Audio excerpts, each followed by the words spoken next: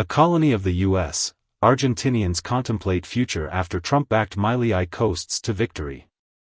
Opposition posters scattered across Buenos Aires before Sunday's midterms showed President Javier Milei's name plastered over a U.S. flag, in a bid to tap into anti-American sentiment over Donald Trump's alleged interference in Argentina's election. Days before the vote, the U.S. president announced a $40 billion bailout for his Argentinian counterpart but warned that if Milei did not win he would withdraw his support.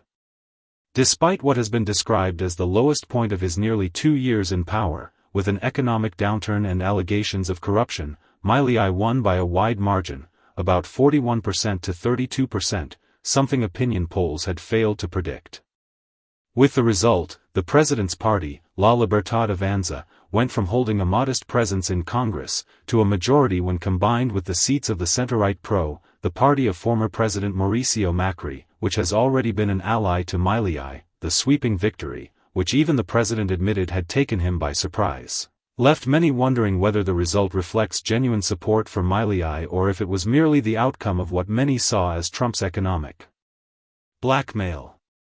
I know that the U.S. bailout will bring some stability, but I also know that if the U.S. has to let go of your hand at some point, it will, said Agustin Cantillo, a 30-year-old broker who lives in Tigray and voted for Milei's party twice. If there's one party I will never, ever vote for in my life, it's Peronism. That said, what matters most to me now is stability, he added. Milei is fixing the macro issues that matter to Argentinians: low inflation, a stable dollar. We've never had economic stability. After enforcing deep spending cuts with his so-called chainsaw policy, Milei reduced inflation from over 200% annually to about 30%. Though this is still high by global standards, it has dropped to a level Argentina had not seen in years.